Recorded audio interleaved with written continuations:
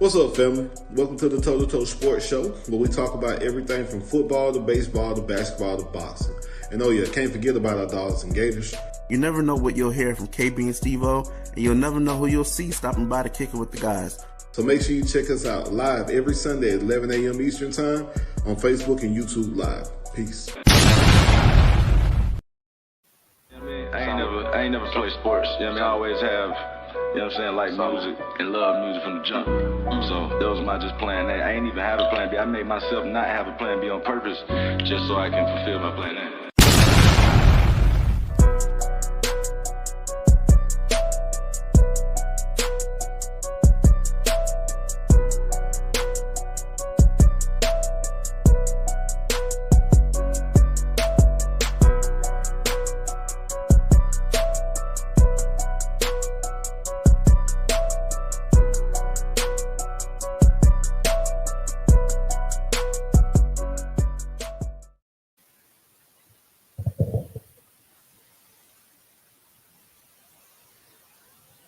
Boy, can you hear me? I always say something when I yes, sir.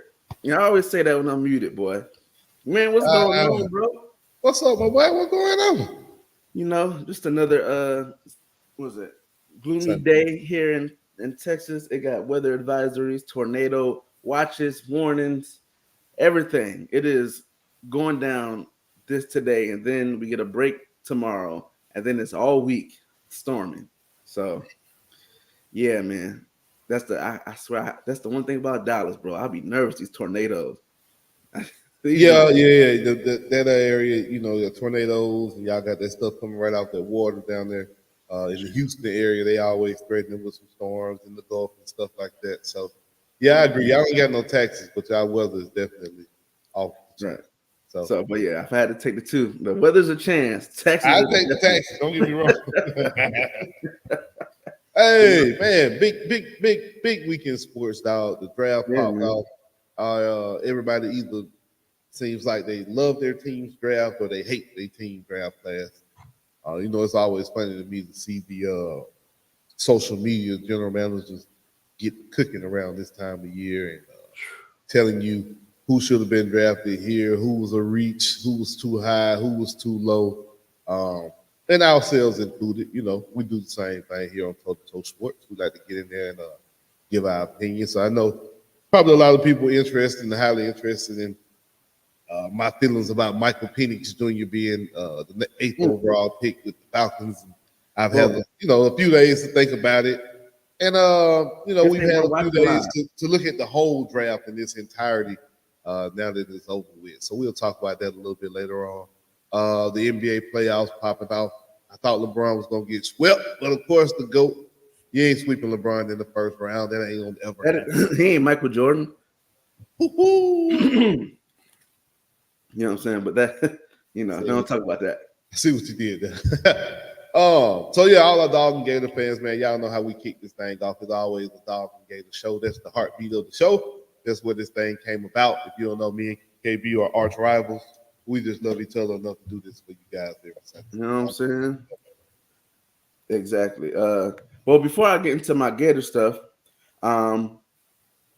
I do have some sports information for myself. Shout out to my softball team, the Benchwarmers down here in Garland. We went undefeated and won a championship. You know what I'm saying? So, yeah, man. I don't know. It's Toe2Toe Sports, baby. Y'all know how we do. Yeah, we're going to win.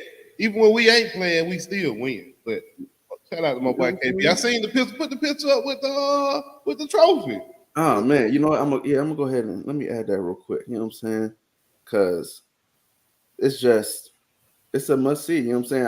I was happy. I guess I'm technically the coach. My team makes fun of me because I'm not a real softball coach. I had no idea about like rules and stuff like that. I'm just a dude who collect the money and organize stuff. Okay. So I'll be like, yeah, But while you doing that, man, while you looking for that, man, let me just shout out Junior one time, man. We had the 8th grade prom, and you know how 8th graders now they treat it just like high school. They treat it just like everything else. So my boy was clean now for the prom. He got it, the old school rocket. We went with the cream this time. So shout out to my son, man. looked pretty good doing this thing. Remind me of his daddy, you know what I mean? He stunned like his daddy. Yeah, the boy was ready, man. He was ready. We had a good time with it, man. We had a great time with it. Shout out to Jess, man. Shout out to the wives watching. I know mine is on the way home from church, tuned in. Appreciate all the support from all the family and friends, man. Everybody. I know a lot of times people say, man, you can't really count on your folks to support you. And a lot of times that do be true. I get that, but now, man, I think me and KB got a great support system, man. Our people come out and show love, and they show out when they do show up. So we man. Shout out to my dad for hopping on the show, the draft show. Yeah, man. Trophy, you know what I'm saying? The paint. What can you know? Hey, man. We got some characters. Trophy that all that matters. Hey, you know what I mean? Hey, but look, the power in the paint. Them boys were undefeated. So yeah, man. Yeah, that's a squad. We a bunch of just misfits, guys who look like we don't play ball at all, and we got a couple guys who can play. But they're gonna bump us up to the next group of like guys who can. Man. Oh yeah, you gotta go. Yeah, there's levels to it. So, we about to get demolished, but we're gonna have fun. We're gonna drink. That's all that matters, bro. That's it. That's it. Man, that's so yeah, man. You know, you've inspired me, man. I've been for the last few years been flirting around like, dang, I want to join this flag football league. They have games on Sundays. I'm gonna check them out, man, to make sure it don't interfere with the Toe2Toe schedule. But my little girl yesterday, we went to the Zetas in Atlanta got together. This is their blue and white weekend, so shout out to my wife. We went out to the Zeta Park yesterday and did a little park event, and they had a softball game that was getting ready to play. The softball team that was warming up, and I was like, "Bro, I got to get back out.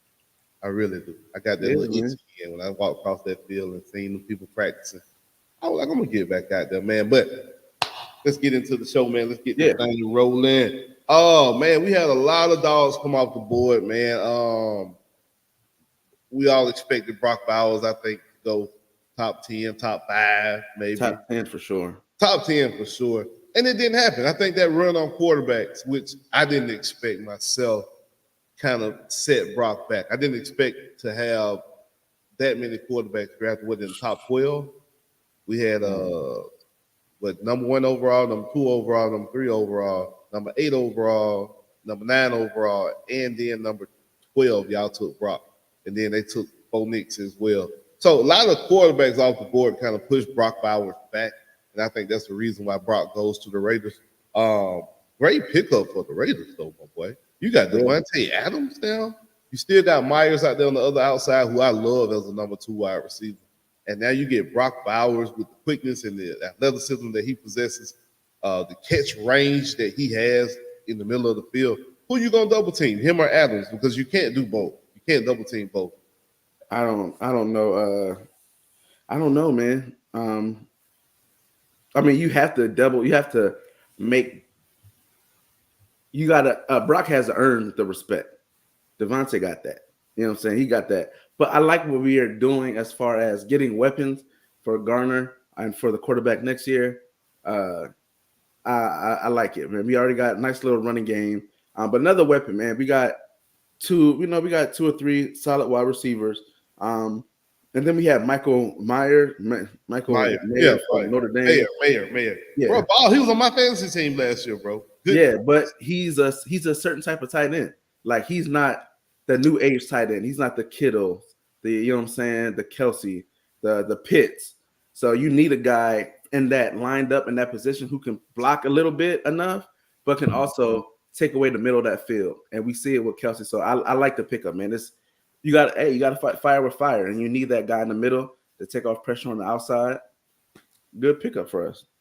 Yeah, we had then Ladd comes off the board. We're gonna talk about Ladd and Ricky next, kind of comparing the 2 landing spots with Ricky Parcells going to the San Francisco 49ers, and then Ladd going to the San Diego. Well, not San Diego Chargers. What are they now? San Francisco. Are they Vegas? They're not Vegas. What are they? Vegas Raiders. The Chargers. No, the Los Chargers. Angeles Chargers. Los Angeles Chargers. Kamari Lester going to Houston. Great pickup. You're going to have him on the other side of Stingley Jr. Woo. Houston defense might be crazy this year. They picked up the Danielle Hunter. You got to think about that. They brought over another pass rusher to go on the other side of Will Anderson, and now you have another cornerback in Kamari Lester, who all my Dawg fans know was a shutdown, lockdown corner throughout his whole career, man. Definitely a great first-round pick for Houston. Houston just keep getting better, man, all season, bro. They are really tuning it up to make a real run. You got Diggs that's been added to that team, Danielle Hunter. Then you look at some of the draft picks that these guys made and the investments they made to keep CJ Stroud upright. Hey, man, I think Houston might be, when we put them power rankings out later on, depending on how the rest of the stuff shakes out, Houston might be right there with Baltimore when we talk about who chasing Kansas City in the AFC. Yeah.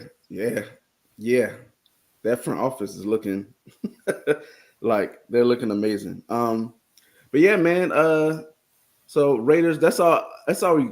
But that's not all we got. But for us, looking at who everyone we drafted, we got Brock Bowers, of course. We got Jackson Power Johnson from Oregon center. Great pick, man. We've been looking for that center ever since Hudson left, and it's a good starting point. Outside of that, man, it was a lot of filler pieces. Nobody really jumps off the board to me. As far as I think Antonio Pierce went dudes that kind of fit a certain attitude. Yeah, dudes that kind of you try to get the culture together in Vegas because you guys went through 2-3 head coaches over the last 2-3 years at this point. Since John Gruden left, been a lot of kind of like up and down with the front office and just trying to get it together, man. Hopefully Antonio Pierce shows that he was the right hire. I think he was.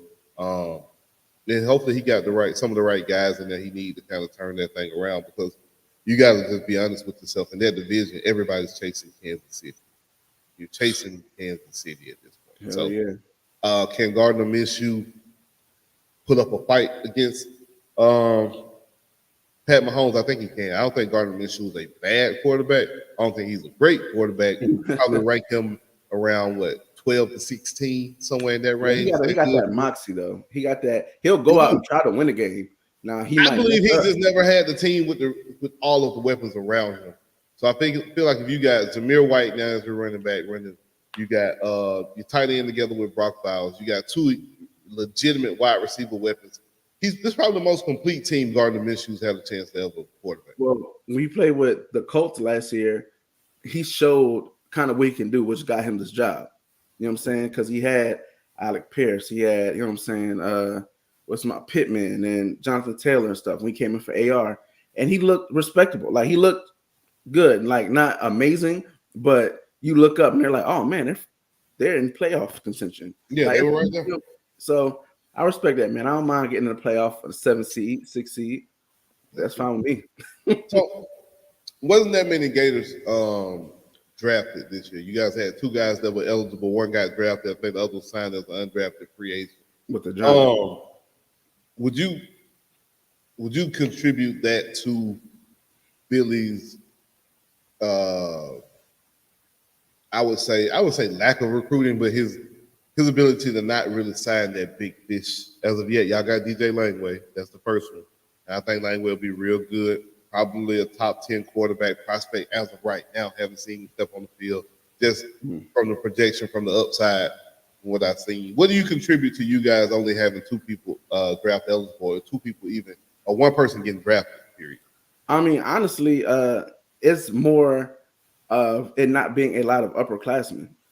This class is majority sophomores, juniors, redshirt juniors, guys that we just didn't have a lot of guys that literally were eligible to go to the draft. We had guys who hit the portal like the first year Billy was here, like older guys, maybe like their second year when they saw they got overlooked for younger guys. So you have some of those guys who hit the portal, but I mean, honestly, we didn't really lose guys. I mean, like Emory Jones, Xavier Henderson, those are guys who hit the portal the year before last that are draft eligible now. But we just didn't have a lot of guys. Like, we just didn't. Our team was very young. Like, we played the most freshmen. last year because our team was filled with freshmen and sophomores. So now those freshmen and sophomores are now sophomores and juniors. So I think next year, which you may see if we have a good season, you may see an influx of juniors declaring for the draft, or they pull a Ricky and come back that senior year. Because we had guys that came back their senior year. We had about 4 or 5 guys who was like, yo, I want to come back and prove my stock. And not just that, but I want to turn this thing around and, compete, what I'm saying, for SEC championship and all that stuff. So, yeah, man. So we have a lot of guys who came back. So that's why, man, don't, if you only see one guy getting drafted, no, it was only 2 guys that were in the draft. And Kingsley got passed up for a sophomore. I think Slaughter was a redshirt freshman, I think. And you know what I'm saying? And Kingsley was hurt all year anyway. So him not getting drafted is not a big surprise. I just think he saw the writing on the wall that it's Slaughter is the guy now. So yeah, I mean, he took a shot, but we only had 2 that were draft eligible. It's not like we had 10 that went to the draft and only 1 got drafted. So true. And I do think, like you said, if you look at next year, there'll be a lot more draft activity going on in Gainesville. 2 players that did get drafted from the same position for UGA and University of Florida. Ladd McCunkley going to the Chargers, and then Ricky Parcells going to the 49ers.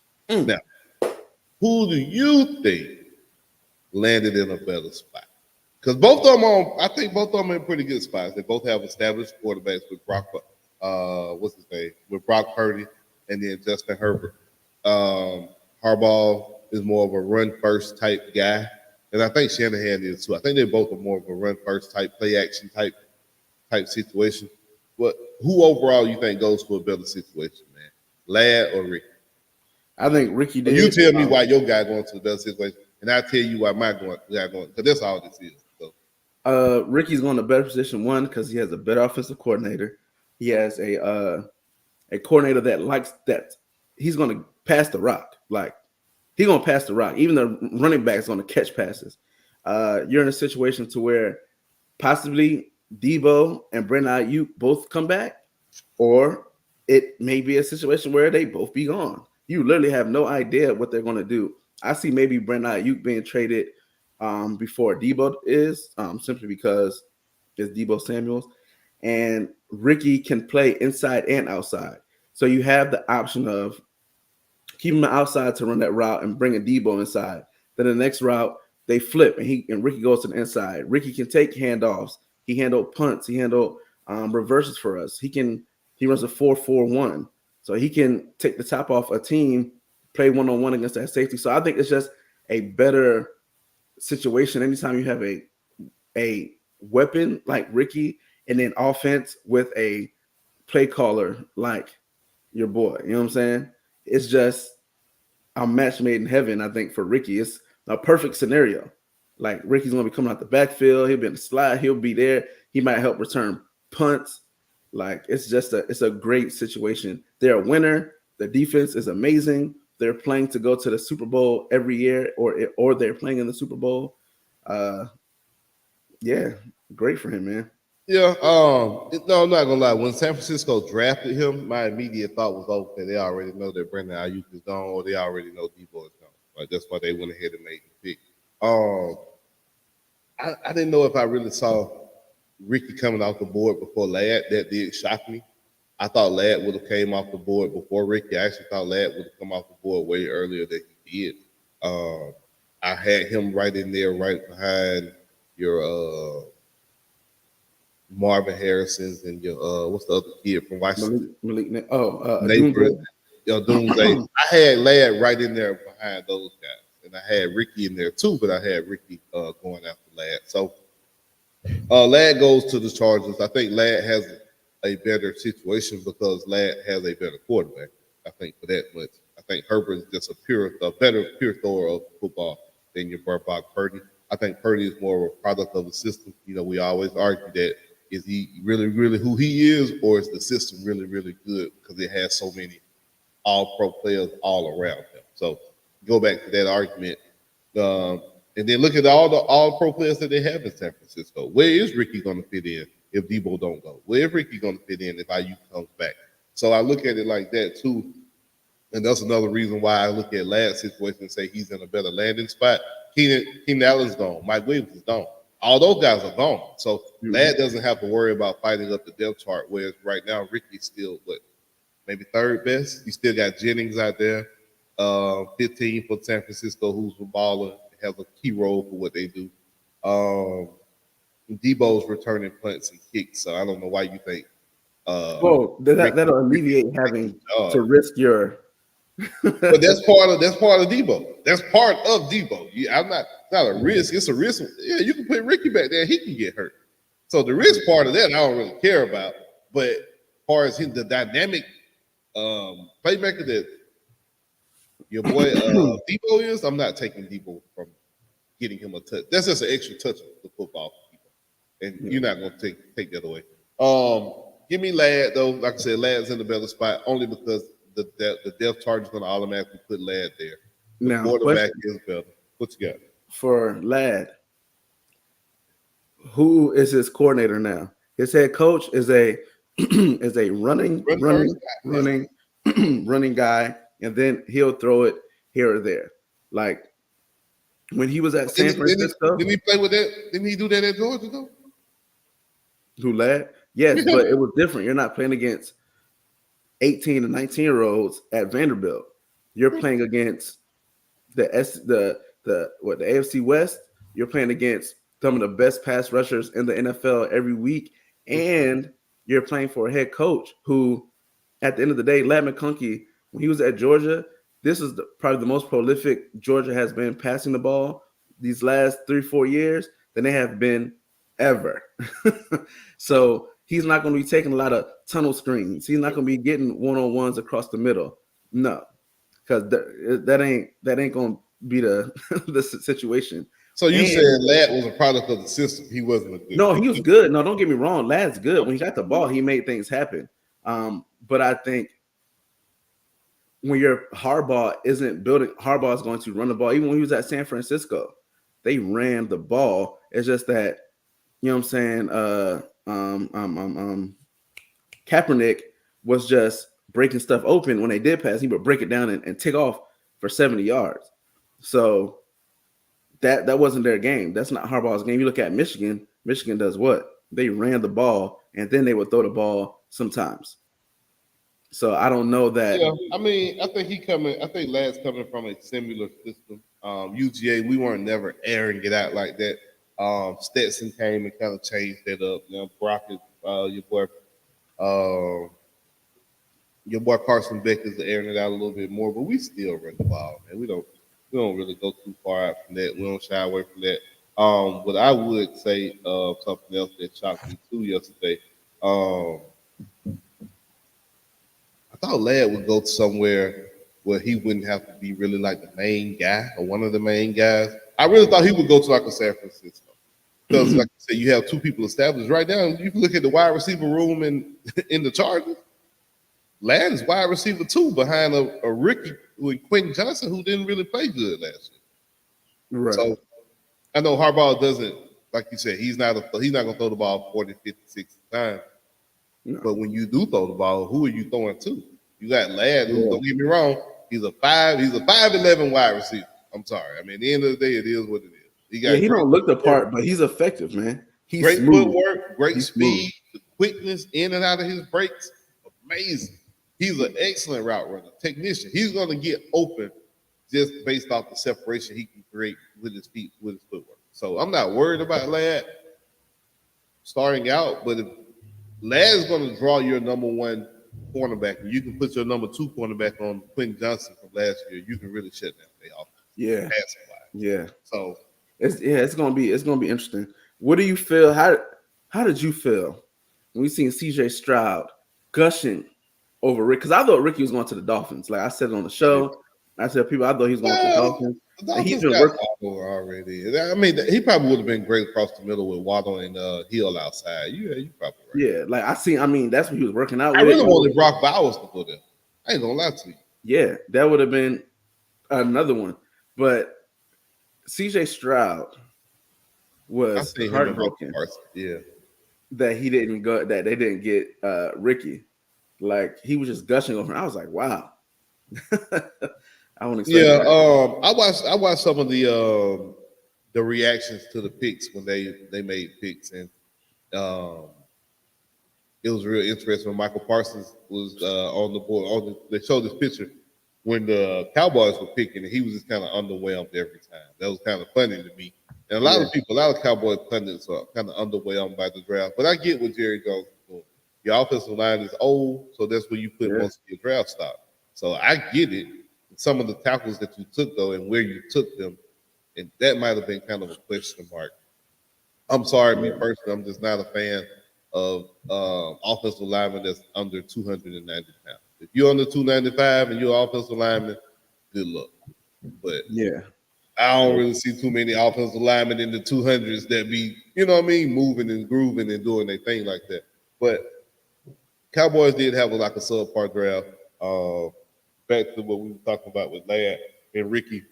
I love it for Ricky. I just don't know if he'll be able to touch the field as much with Ayuk and Debo staying. If one of those guys leave, though, Ricky in a perfect spot, man. Ricky in a great spot.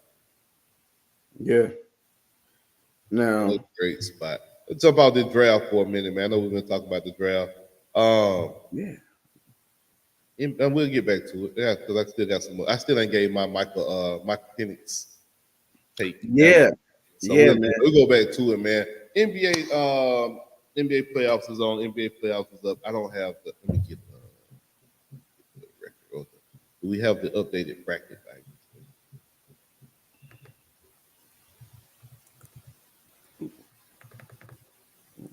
My bad, people. My fault. We normally have our stuff.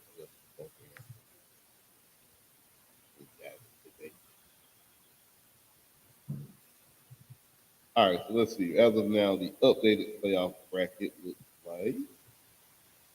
Here you go. I got you. Maybe I'll wait quick with the media.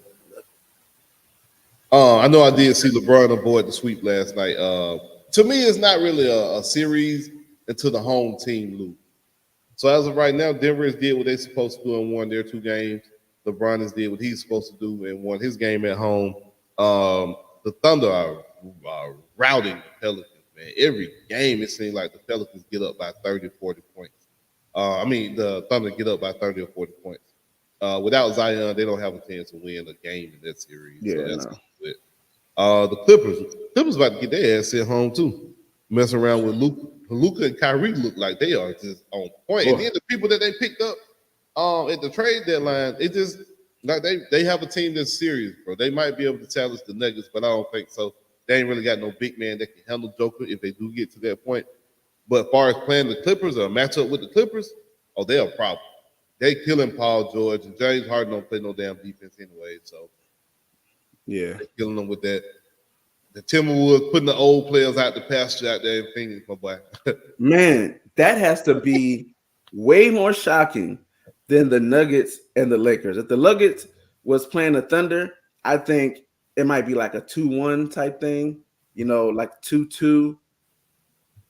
Yo, bro, the Suns, they look terrible. And when you saw Bradley Beal get picked up, you see they got KD, you see they got Devin Booker, they gave up Ayton, like they was making a move. Everybody's like, oh my God, send them to the championship right now. Yeah, no, for real, that's how it was. No, everybody was really on their bandwagon. Everybody thought Phoenix was going to be able to just kind of walk their way through this thing. But hey, man, that boy Ant-Man has turned it. Hey, listen, Ant-Man out there doing the DX chops. Hey, boy, listen, that young man is taking over, man. That young man is special. And he went to where he went to school at? Anybody know? He went to UGA, man. Oh, okay. He ain't do nothing there, but he went there. He is Ant-Man. He's like the kid from the hood. Yep. That he just grew up and he became 6. What is he? 6'5", 6'5", 6'6". Yeah. Oh yeah. So he just grew up and got big, but that's still man that was doing backflips on a mattress outside hooping in a tank top. You know what I'm saying? Like he give me that, yo, I hoop in the tank top, and you know what I'm saying, the pockets of my shorts be hanging out. You know what I'm saying? Like, yeah, they're giving you buckets too, bro. Bruh, his game is nice. Like, I follow some page with NBA, but they always showing like moves and super slow motion. And when they show him when he breaks down his moves and his ISOs, bro, it looks beautiful, bro. I'll be like, yo, it really. Yeah, Ant-Man probably the best two guard in the league right now. I'm comfortable with saying that. I'm trying to think of the other two guards right now who I would put up there with Ant-Man. What's your boy from the Thunder? Is he a two or Shy?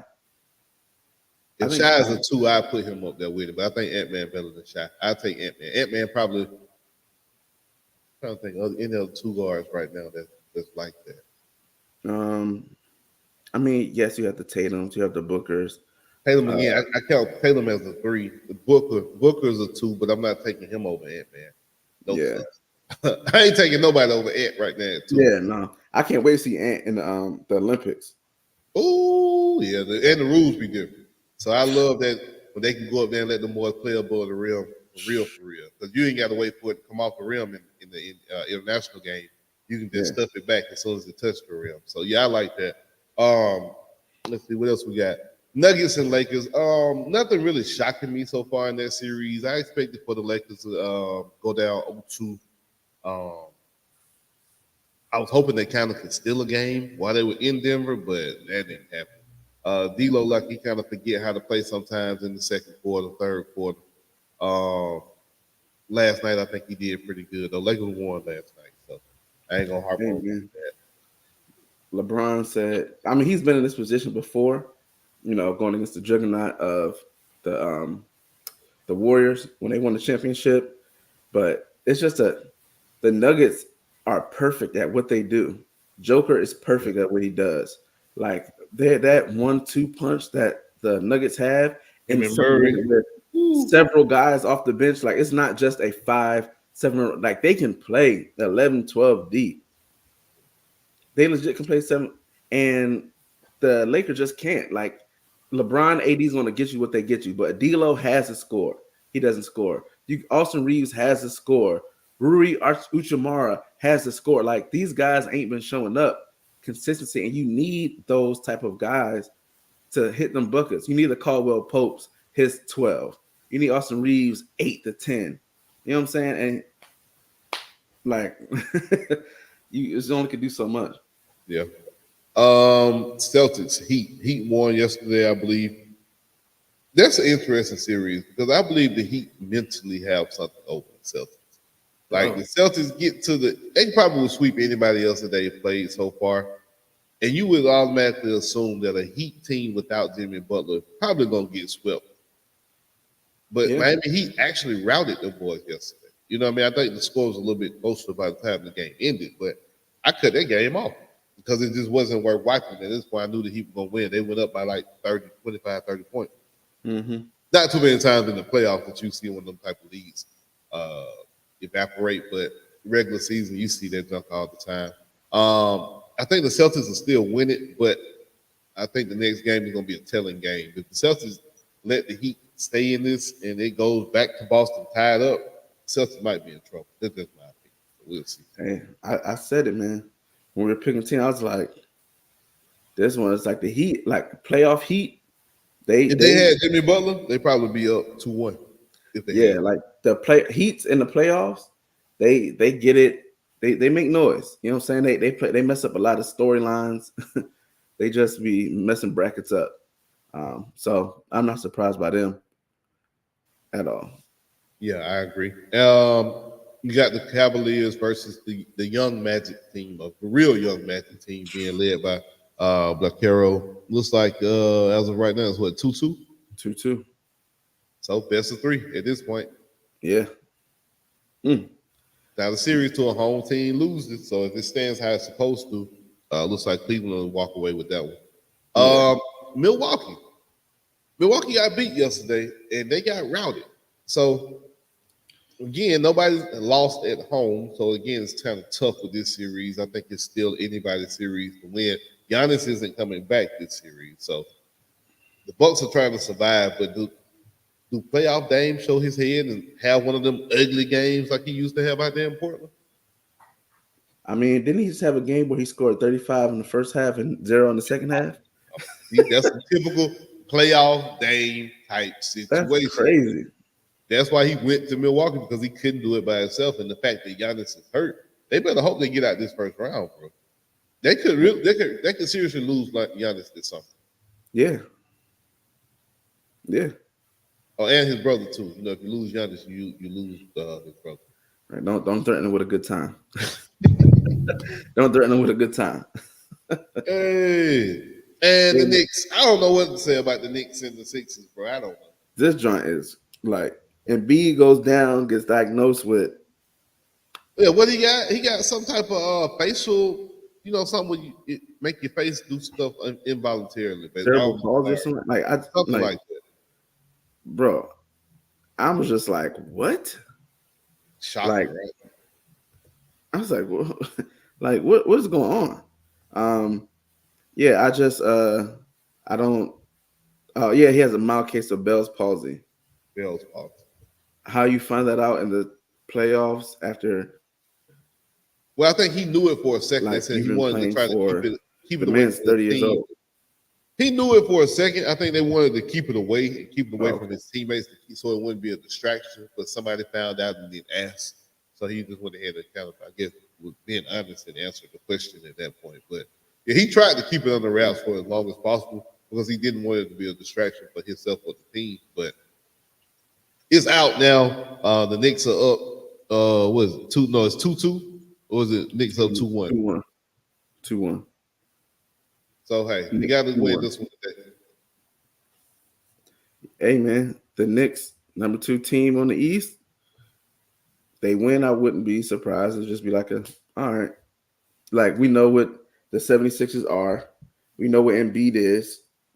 It's no surprises. If Doc was still there, they'd probably be down 3-0. Doc about to mess around and lose with Milwaukee, bro. So what we talk about. All right, so got the NBA spill out the way, man. Let's get back to this draft. Got an interesting fact, but you didn't know if you knew this from the draft. No, didn't, but 0. Yeah, man. Now, I remember a young fellow by the name of Deion Sanders a few years ago, pretty much building a brand off of this very situation right there.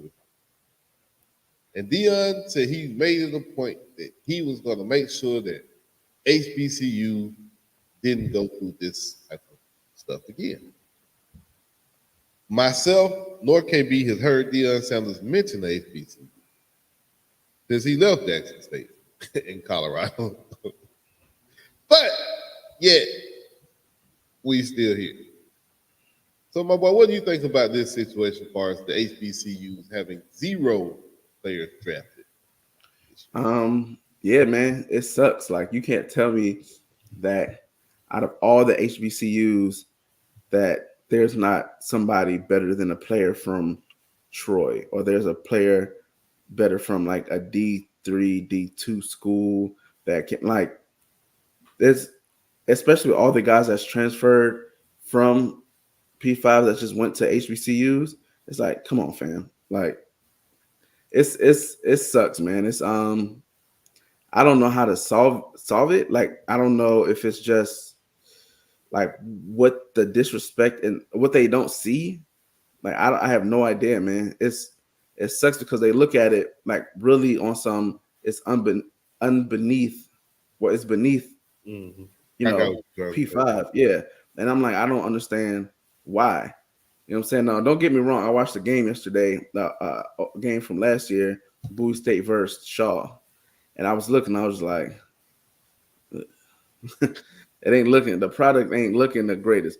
And I don't expect, because every level has its Cinderellas and some like, but you can't tell me that South Carolina State ain't got ballers. You can't tell me that Alcorn don't got ballers. You can't tell me that FAMU ain't got ballers. You know what I'm saying? Like, these guys can play. So did Deion take the lights and cameras with him? Even the ones that were there beforehand, did they go over there too? Because when Deion was there, we had people at drafts. We heard more about HBCU players.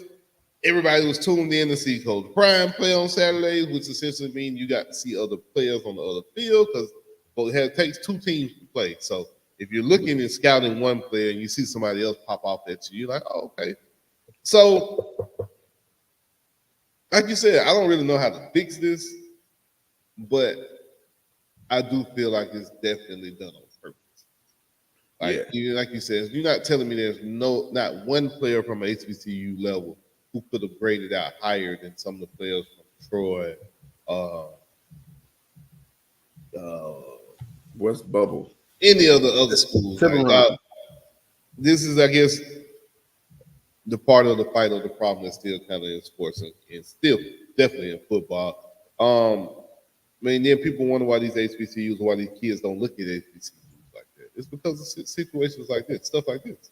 Right, I'm not going to make Prime carry the whole weight of all HBCUs. No, definitely not. No, but the product starts. But that's what he sold us on, though. That's what he definitely sold us on it. And I think the excitement, because at the end of the day, it's Deion Sanders, prime time. It's the personality. So yes, you have that, and he was having the players, and he was shining a light on people. But I mean, him leaving, he also made sure that they had ESPN deal. He made sure that they had combine, like, you know what I'm saying? Like, he made sure that there were things that were set up for them for when he left that they could use as a springboard. But the thing is that you just don't have the personality that draws the cameras. You know what I'm saying? That draws the attention. And that's the I guess the issue, but it's so much more, bro. Like, you look at the situation with FAMU and Ed Reed last year. You know what I'm saying? Like, oh yeah. That looks so bad. That looked bad for everybody.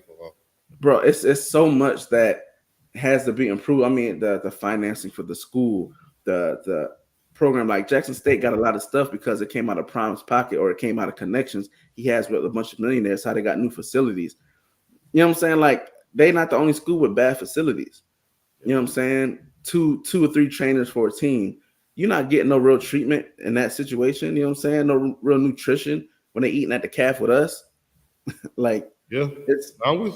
Yeah, man, it's 100%. I'm with you 100%. So NFL draft comes. Just some of the highlights for the draft. We knew who the number one overall pick was. Don't really think we had too many surprises until we got to pick number 8, and then you had number 8. The Atlanta Falcons walked to the board and. Oh shoot! Hold on, I'm trying to fix. Go ahead. Atlanta Falcons go to the board and select quarterback from Washington, Michael Penix Jr. Now, my first thought when they did it, and I think everybody else was like, "What the hell?" You know what I mean? Just naturally, because like you said, we just literally gave Kirk Cousins. I don't know why my wife said me. She just tried to let my son drive the truck. I don't know what's tore up upstairs, but I go up there. But anyway, so my initial reaction is like, what the hell? Like everybody else, right? Like, why are we drafting a quarterback first? And we literally just gave Kirk Cousins $180 million. Well, let me stop everybody right there first. Kirk Cousins did not get $180 million. That's the first thing. The second thing, Kirk Cousins' money is only guaranteed for this year and next year. That's 24 through 25, and then 25 through 26. 2 years. He's only guaranteed money for 2 years. At the end of that, he's still under contract for 2 more years, but you can cut him and save $34 million salary cap in 2026. Then everybody says, well, okay, Steve, but Michael Penix is already 24 years old. Well, guess what? All of your first round picks is getting ready to come out for the next year or two. They're all going to be in their mid-20s because of COVID. Everybody had an extra year because of COVID. Everybody, in some cases, had an extra 2 years because of COVID. So The knock on him being old, all of the players getting ready to come out are going to be old unless you're a junior coming in the which in most cases with the COVID year, a lot of people didn't even do that. We didn't even know if we were going to have football. So I don't really care about the age and all that. I do think the Falcons looked at the quarterback situation for the last 2 years with Desmond Ridder and Marcus Mariota and said, hell no, never again. I really think they came out. They looked at Marcus Mariota's play, turned around, followed that up with Desmond Ridder's play, and was just like, you know what? We're going to guarantee ourselves, at least for the next 10 years, we're never going to be in this situation again. I think Michael Penix Jr. is one of the top 3 quarterbacks in this draft. I had him behind I had him behind Caleb Williams, and I had him right there neck and neck with Jaden Daniels, maybe him being a 1A, 1B to Jaden Daniels, only because Jaden Daniels had the athleticism that we never knew Michael Penix had until the combine when he ran a 4.3, 4.34 or something like that. And he was like, I can run, I just never was asked to. I'm in an offense that had all Americans all around me. What I need to run for. And I like that from my quarterback. I don't want my quarterback trying to take off. Distribute the ball. Be a distributor. Make everybody better. Do your thing. So initially, at first I was upset. I was shocked. And again, I think I take more of shock than upset because I just didn't kind of understand. I think we was in like a win now mode. So if you're in a win now mode, to me, I'm not thinking about the future. I'm not thinking about 3 years from now. Win now means I'm getting somebody to help me right now. And when you come out in a press conference as a general manager and you hire this new head coach, and then you guys come out and say, we're trying to win now. We want to compete now. We feel like we can win the division now, which we can, still can. Yeah. I don't understand the pick. But then I take a step back and I look at it in totality and I'm like, well, we're in a win now state. And we feel like we can legitimately win the NFC South this year. You're going to be picking 20 or later. You're not going to be picking in the top 10. So now, if you do win now, if Kirk Cousins does come and win the division for 2 years straight, you still have your quarterback sitting there. Let's say if Kirk playing at an MVP level and you can't even take him off the field. Well, now you can trade Michael Penix Jr. and you can recoup some of that draft capital back. Kirk Cousins can be traded next season. Mm-hmm. He can trade him next offseason if Michael Penix Jr. is showing you he's that guy and he's ready to go. Kind of like Alex Smith and Pat Mahomes. So I just say all this to say, at first I was upset. I looked at the Falcons and the rest of their draft and what they did, and I'm okay with it. I understand the pick. I get the logic, but I don't get the logic. Would I have done it myself personally? No, probably not. But I get it. So just looking back on that, that's my spiel on the Falcons draft, man. I can't do nothing but support it at this point. It is what it is. I'm not ready about my season pick. Yeah. Can I be for real? Can I be honest? It wasn't a bad move, bro. Like it was funny to laugh. For me, it was just funny to laugh at people being hysterical. But this is the difference between like somebody who knows football and the fan. Because the fan is like, number 8, a quarterback, we have one. Yes, but let's also look at who you just brought in. While you did, he coming off the Achilles injury. Let's talk about that part too. Achilles injury. Right, you're bringing in a quarterback who's recovering from an Achilles injury, an old guy coming in from an Achilles injury, who shows that he's always beat up and bruised up throughout the season. So that's one. So you have to have somebody behind him. We've already seen 2 guys that came in that we brought in that didn't pan out. We couldn't rely on the starter or the backup. And then the starter quit halfway through the season and just went back to Hawaii. So it's like you have to put something legit behind him. And Michael Penix is probably one of the better passers in the draft. That's exactly what it is.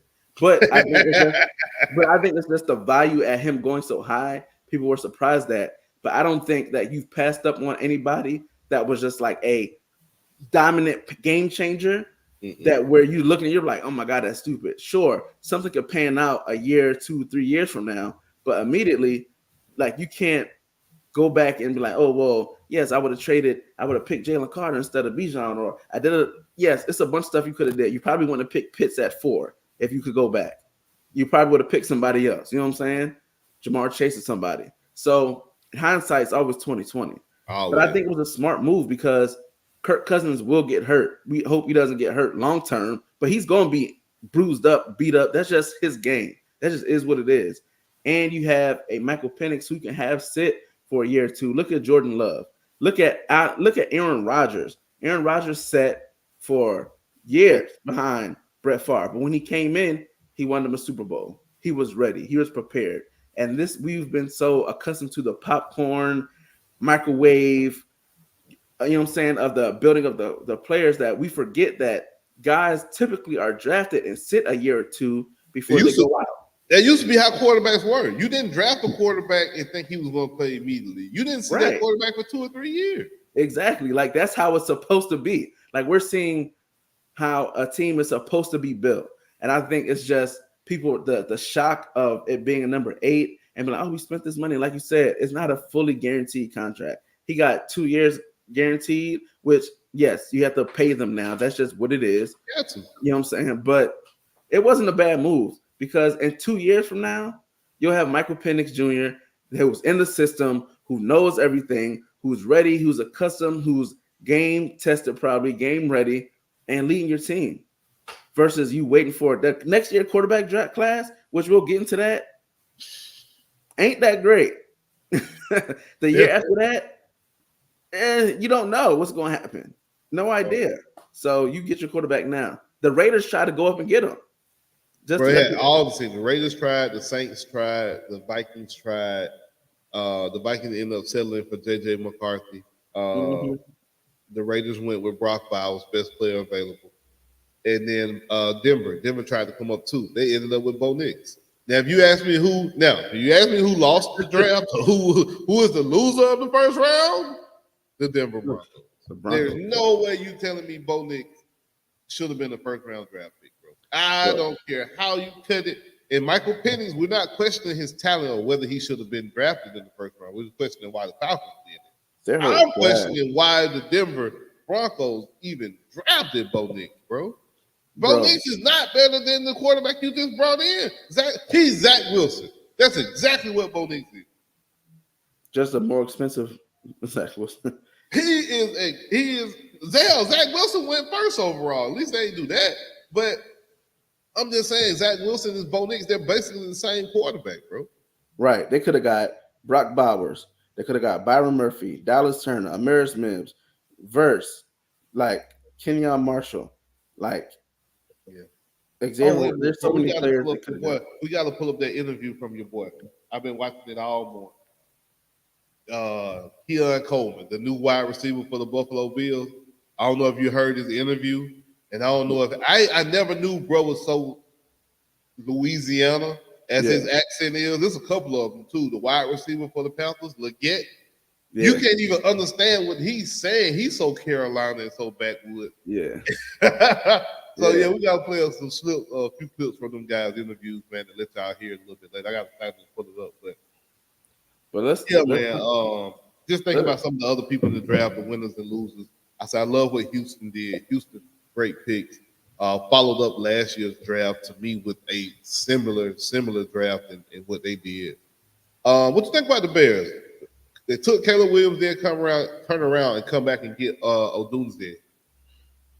I mean, after you got Keenan Allen and you got your other boy who was already there too, Mooney. Mooney gone. Mooney gone. He the dude from the Carolina, DJ Moore. So you got DJ Moore, you got Keenan Allen, and then you go draft Odunze after you get Caleb Williams. What do you think about that? Fam, who won't block my fault. Let me set the pitch up. You're in Chicago, December, right off the water. You got 3 good wide receivers now. You're not throwing the ball like that in Chicago. You're not cutting it loose like that in that wind. Like that. I don't care who Caleb Williams is. It's just the Bears, man. They got to be maybe like a step above the Titans, because they get like a good name player. They need O-line. Bro, who's going to block for Caleb Williams? Caleb Williams is going to be running for – Fields looked respectable last year just off his mere fact that he could just take off. And he is faster and bigger and stronger than Caleb Williams. And if he couldn't do it, I don't care what wide receivers you bring, what special – if he ain't got no line to block them boys in Minnesota and Green Bay or in Detroit, bro, what are you doing? Like, what are you doing? What are you doing? You get picked 1 and number 9, and you get a quarterback and a wide receiver in that division. Who is blocking Aiden Hutchinson? Who is blocking Rashawn Gary, Slayton? Who is blocking Grenard? And like, what? What are you doing? Yeah, I don't know. I didn't like the Bears coming. I thought they would go Caleb Williams. We knew that, cool. But that second pick, I thought they would have traded it back from one of them quarterback happy teams. But taking the dudes, yeah, I guess he was the best player available at that point, maybe. But I would have went defender, bro. That's just me. I think if I'm the Bears, I try to bulk up my defense. Now, mind you, they signed Sweat last year. Don't get me wrong. You had a couple tackles right there who were still first-round graded tackles. You could have went with too. Like, I have no idea what the Bears were thinking, bro. Like, that's I guess Caleb, they thinking he's gonna be able to just do it himself back there, you know. Hey man. No. I think who else had a good draft? I think the who is it? Who was I say had a good draft? The Eagles. Yeah. They got that quarterback out of Toledo, I believe. Yeah, bro, he's a Michael Parsons is pissed. Yeah, I saw that. Yeah, I said, watching Michael Parsons live and his reactions. The Cowboys went O-line like the first 2-3 rounds, which they needed. That's cool. And they brought Zeke back. What you think about that? I forgot to ask you about that the other day. I forgot to ask you in the chat. The Cowboys are re-signing Zeke. What you think about that move? I mean, it's a good story, but I don't see it doing anything. But it's a good story. You know what I'm saying? I don't know if he gets 21 back, pay a 21 grand or whatever you got to pay. But yeah, man, that's like crazy NFL stuff in there and make you pay for changing your number back or changing your number. I mean, not just that, but also the guy who has the number. Like that's the one. But yeah, they got Keon Mitchell. Then they went and got Cooper DeJean, who might be second, third best cornerback. Okay, I'm sorry. Maybe I'm being stereotypical. I'm so sorry. Sorry. Brother, I'm not taking no cornerback who is melanin deficient. Now, y'all can take that however y'all want to out there in the world. But, my boy, give me a name of one right now in the league. Oh, no, I can't. No. But that doesn't mean that he can't. I'm not trying to draft the anomaly. I'm good. Bro, okay. I think put him on Jamar Chase. Put him on Jamar Chase. Put him on Justin Jefferson. Put him on some one of them guys and see what happens to him. I think Cooper DeJean will be there. DeJean will be their guy, like that slot guy. He'll be there. He'll be a career Philadelphia guy there for 8-9 years. If he was playing safety, I might agree with you. But playing slot cornerback, they might put him at a free safety and slide Chauncey over to Strong. Very possible. Because he gonna get cooked in that slot, KB. I'm sorry. I ain't seen one yet that can hold on to him. And I'm sorry. Hey, they say his pro comp is L'Jarius Sneed.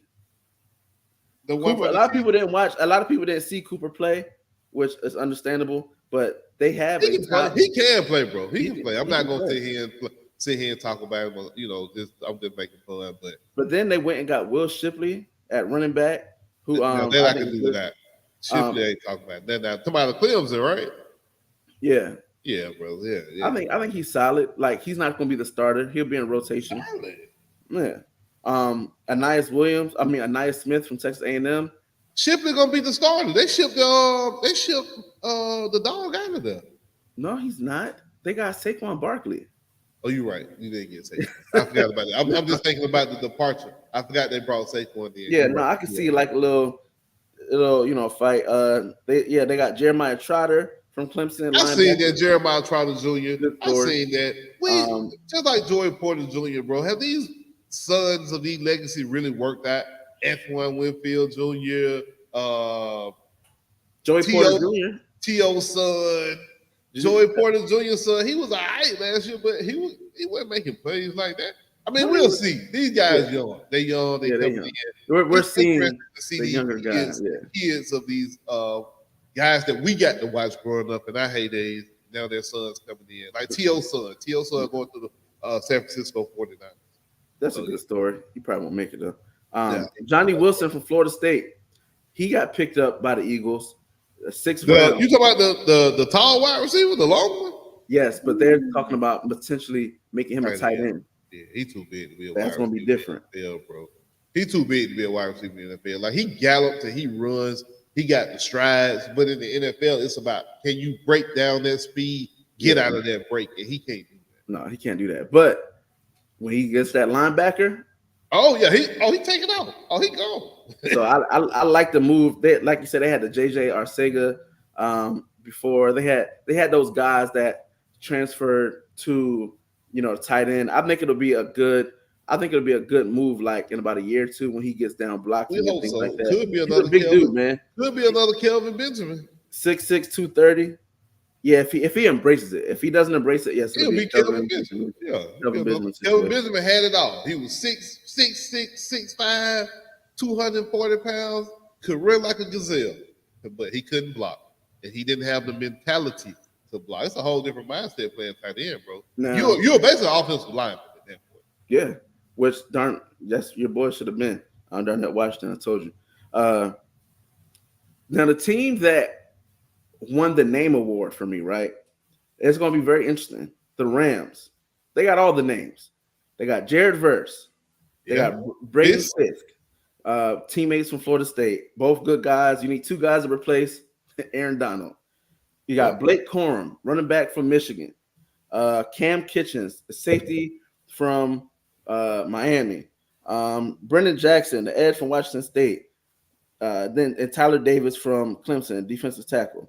Like they got the name team of people who would be more recognizable. I don't know that it's going to pan out, but I think the Rams have got to learn to adjust without Aaron Donald.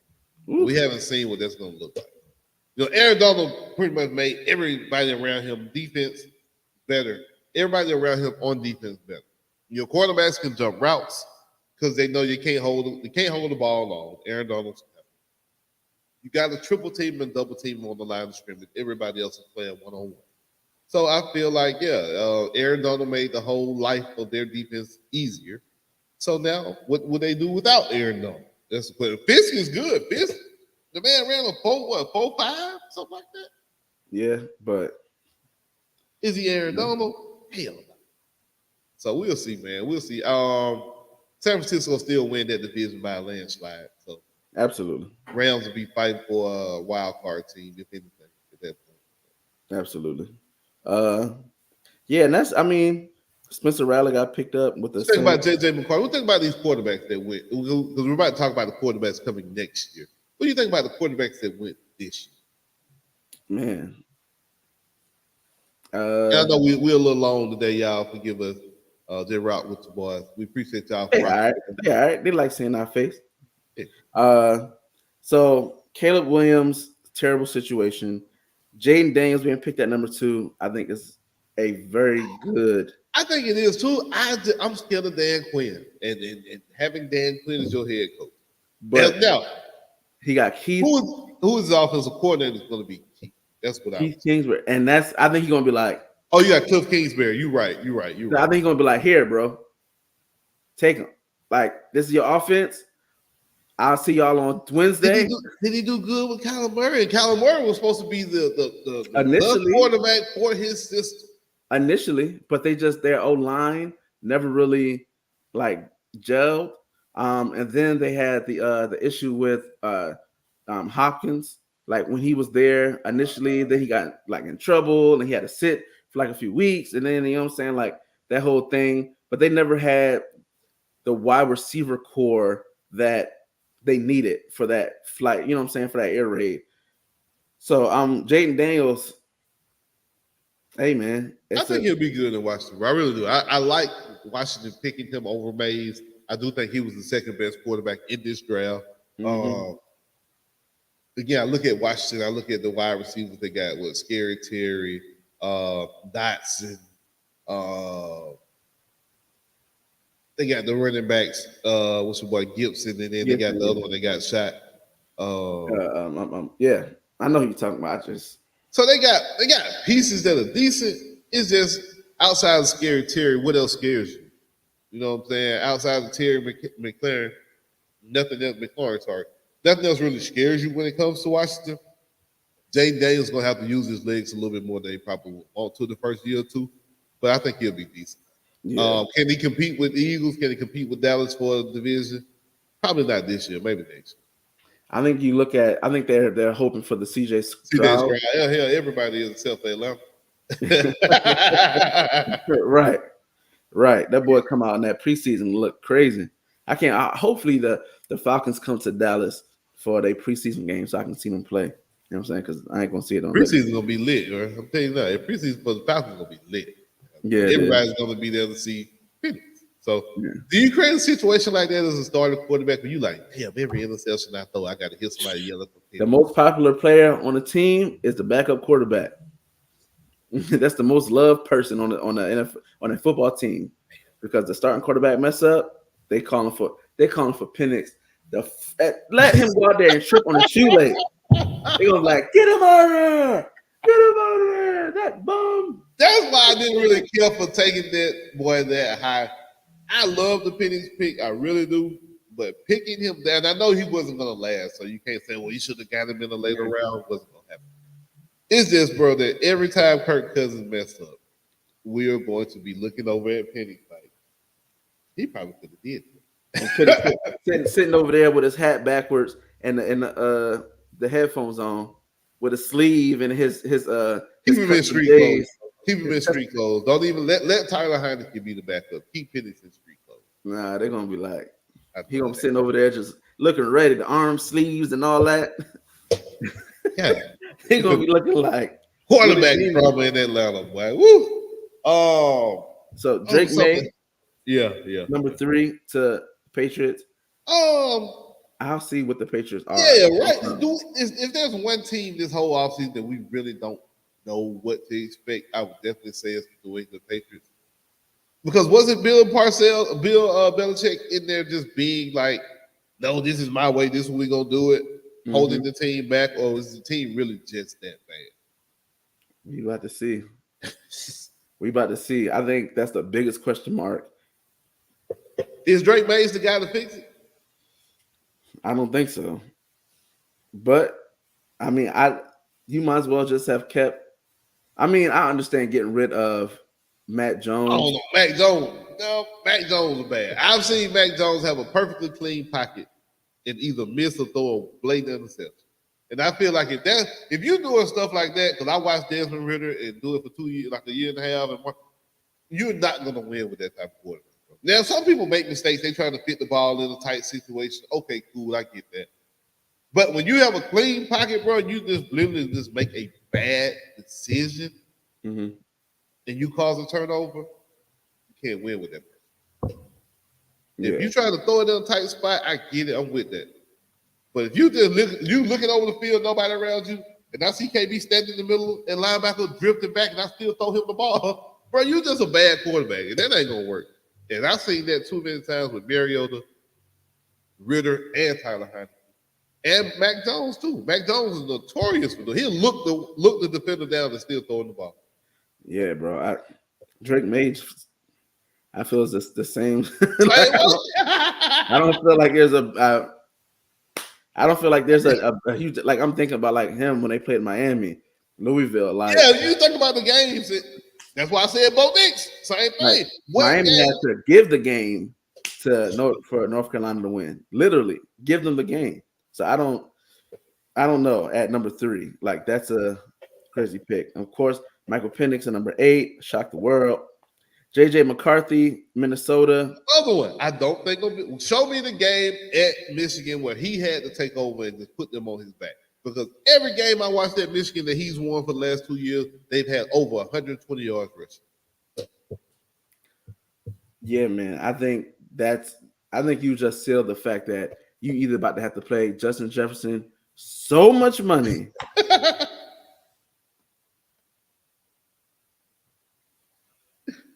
Hey, JJ gonna want that bread. Oh, okay, be the sound on without.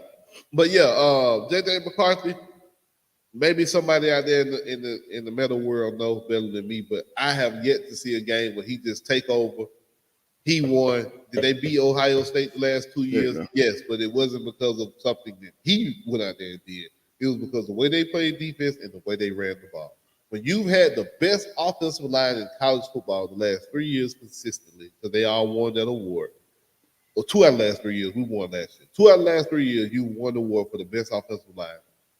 You're not going to get that being drafted at number 9. Your offensive line that you're getting drafted to, just like Caleb Williams, is going to struggle. All those teams that drafted those quarterbacks, except probably the Falcons, have a bad offensive line. We're probably the only team that got a good offensive line. You got to earn that pick. Them top 5, top 10. I don't think he did that though. I'm saying the team earned it by being trash. Oh yeah, being bad. Yeah. They're there for a reason. Yes, I agree. But I just don't see what JJ McCarthy did to make me look at him and say, bro, this gonna be my quarterback. I think it was a panic pick, because you're sitting there at number 10 and you're like, okay, we know Caleb's gonna go. I think Jayden Daniels might have threw them off. The Penix one, and I think Jayden Daniels going where he went. I think Jayden Daniels going 2. And then Drake May going 3, you're like, "Ho!" Yeah, I thought somebody's going to drop to. I did too. And then Michael Penix at 8, you're like, "Fam, that's 4 quarterbacks in the top 10." They didn't plan that. There's no way they expected that. Falcons legitimately messed up the draft. Oh, the Falcons or the Giants, one of them two legitimately messed up the draft. Yeah, so they were sitting there like, well, "Who's next?" JJ, and you're getting I think you're getting a undeveloped Kirk Cousins. I think you could have drafted Spencer Rattler in the 6th round and got the same goddamn production from JJ McCarthy and Spencer Rattler. Yeah. If you're going to have to because nobody ever said JJ McCarthy's raw talent was going to take him to the next level. They always said he needs to go to the right coach, which they were saying Kevin McDaniels is the right coach, the one who coaches the Vikings. He's the right coach because of what he can do with quarterbacks. And like you said, JJ McCarthy is very similar to the Kirk Cousins. I think you could have got that in the later round, bro. I think you could have got that from a Spencer Rattler, not Joe Milton. Hell no. Yeah. There's other quarterbacks I feel like you probably could have got that from. Devin Larry. Yeah. I agree. But comparing the quarterbacks this year, and then you brought up talk about the quarterbacks next year. Let's look at the quarterback class that's predicted to come out next year. If Jalen Milroe is the number 2 overall quarterback on anybody's list for anything, unless we talk about rushing quarterbacks, we're in trouble. Right. Now, looking at this list, I would make some changes. I would definitely. Milroe for me, number 2, bro. For me, I'm changing a lot. There's no way Jalen Milroe is the number 2 overall quarterback in 2025. I'm sorry. I don't care how we can spit it, flip it, cut it.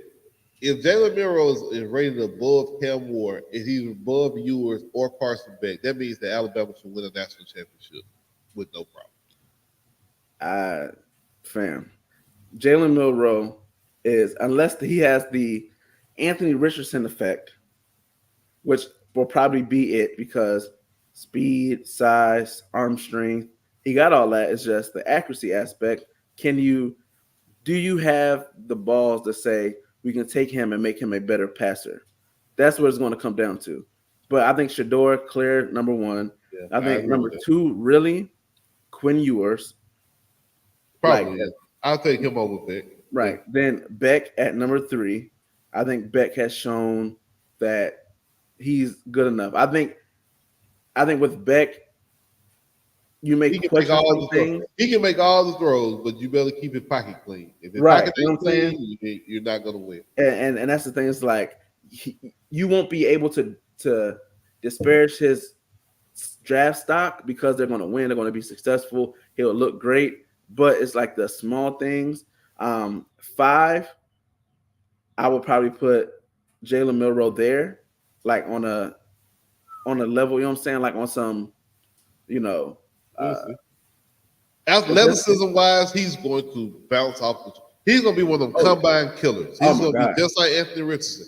He's going to jump up everybody's board because he's going to probably run a 4-2-1. He's going to bench press 225 40 times. His long jump and high jump will probably be 45, 50 inches. He's going to kill the combine, and everybody's going to just fall in love with Milroe. I agree with you 1,000%. But unless he went for a Eagle or you have to have a very specific niche in need at the quarterback position for Jalen Milroe. And I just don't see it because, again, Anthony Richardson's already with Indianapolis, and Hurts is already with the Eagles. I don't know where else you would go. Washington, they already got Daniel. So I don't know where we go. Arthur Smith run that type of trash up there with the Steelers, but you got Russ and you got Justin Fields. So, and Fields is a better quarterback than he would be probably number 2 behind Shador for me if he had to go in the draft. But honestly, you know what? I like your boy down there too, number 9. But nobody knows him because of where he plays. Yeah. But I do like him. He's good. He'll be one of the guys that I think will shock people. He may go to a team and they're like, "Oh wow, he's good." You know what I'm saying? He'll be one of those guys. Actually, I'm gonna switch Graham. I'm gonna put Graham Mertz at 5 and Jalen Milroe at 6. Graham Mertz has the numbers. He led the nation on pressure passes with the passing percentage, pass under pressure. We've seen him play without having the clean pocket, having to be on the run, the touch, the pass. The only thing with him is the arm strength. I think this year, if he shows he can hit those deep bombs in stride, I think that's going to help him out a lot because he's agile enough to get. He got like that Aaron Rodgers, like I can scoop for 4-5 yards if I need to, but his pocket presence and his deep field arm strength is going to be the 2 things for me that I'm watching for this year. If he can do that, he'll be, maybe 3rd round guy. A lot of these quarterbacks are going to play against each other. You got to think about that. Yeah. You'll see Shador go against no. Shador, they're not open. I take it back. Sorry. You'll see Jalen Milroe versus Beck. You'll see Jalen Milroe versus Ewers. You'll see Mertz versus all 3 of those guys as well. You'll see Cam Ward. He's going to come in and play against who? No other ACC quarterback up here? Wow. I'm not surprised. Wow. No ACC quarterbacks. No other ACC quarterback. Wow. Bro, I'm really my first time looking at the list and kind of just thinking about it. Wow. The old boy, number 10. Now, it depends on what he does with that transfer. I like Dylan Gabriel out there with the Ducks. Yeah, I like him too. Like it's names on here that this is going to be totally different. And I made sure I screenshotted it and I saved the thing on Twitter or X, whatever it is now, and come back to this time next year. Because while I think Shador will be the number 1 quarterback, I think Quinn moves up. I think Bex moves up. I think Milroe goes down. I think Cam Ward, it will be on national TV on how bad he is with the ball. While he is he's like a Doyle Green Thompson for the I remember that. He's like that guy. You know what I'm saying? But now he's only going to be in Miami. He'll have the bright lights. He'll have the attention. And I think it's still going to be a whole bunch of fumbles. Miami State going to be empty. Yeah, so it's still going to be empty, but the cameras will be on. Yeah. Because they're going to be playing teams like us. I ain't never seen a team that has a stadium like that. Well, that ain't even their stadium. I guess that's why, too. They share a stadium with the NFL. So. Yeah, it's just – and plus it's an hour. No, the logistics of Miami football. And that's crazy, right? It's not a college atmosphere down there. So yeah, this is going to be totally different. I can also see some people staying another year. I can see like a Dylan Gabriel, maybe. I don't know if he's a redshirt senior or if he'll have any. He got 2 years left. With Weidman, he got a few years left. Milroe is done. Shador is done. Ewers is done. Beck is done. Ward, he on his last year. So the whole top row I'll see. Those guys. Mertz got 2 years left, right? Nah, this is senior year too. Okay. This is again, and all of these guys who remember y'all want to talk about Michael Penix being 24 years old. All of these guys right here, guess what? They all gonna be around that same age because again, COVID. These guys got extended from COVID years. The only young people up there, Shador and Quinn Ewers.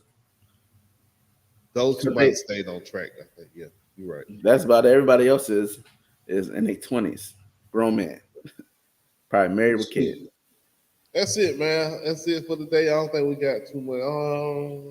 I ain't have nothing else I had, bro. Unless you got something else to talk about.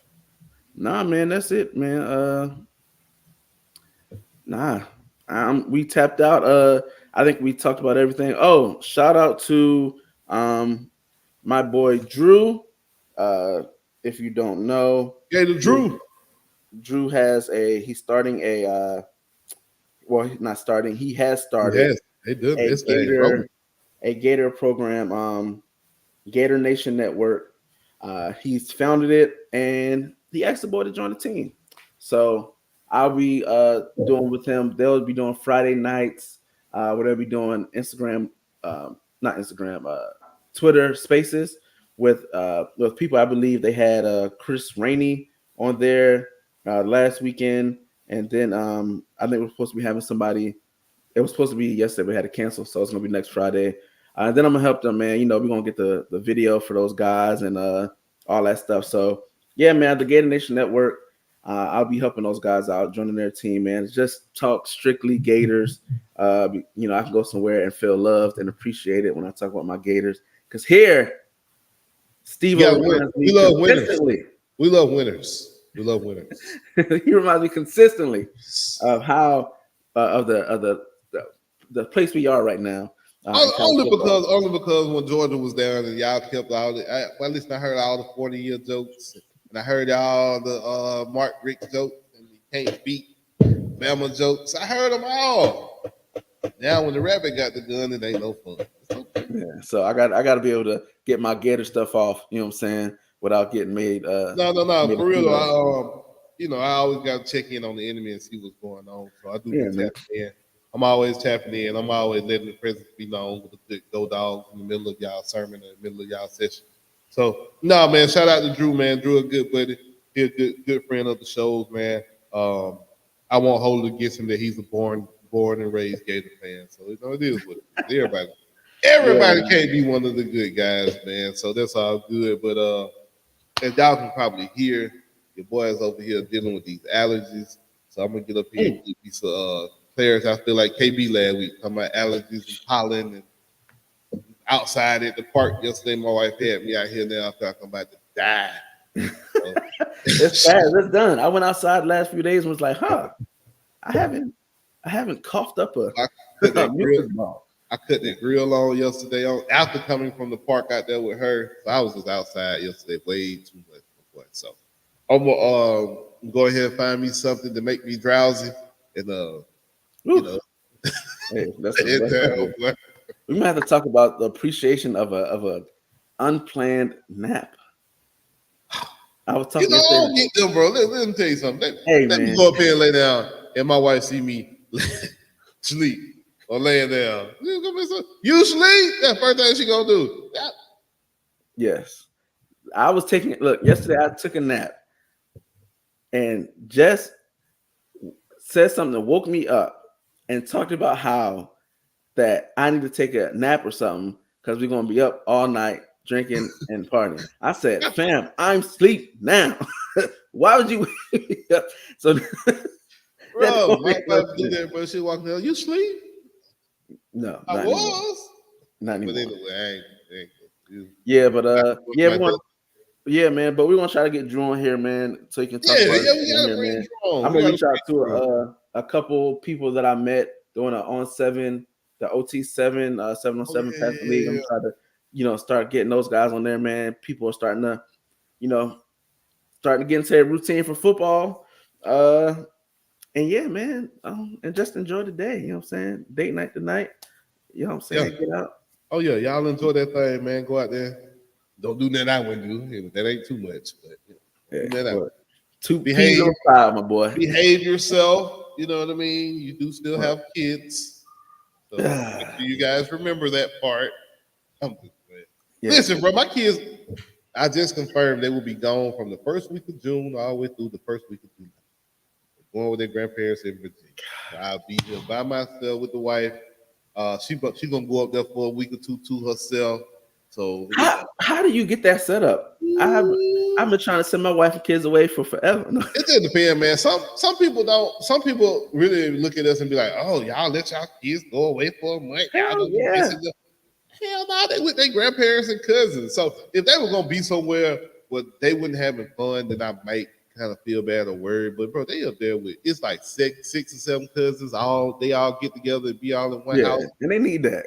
Yeah, that's why I love when I'm able to send my kids up to my folks in Maryland. I don't think they could do it this year because they're working and all that. But usually they go up there, they be with their cousins, they go out of town. They be in New York, they be in Philly, they be going to DC, the museums. They've been to the White House more than me.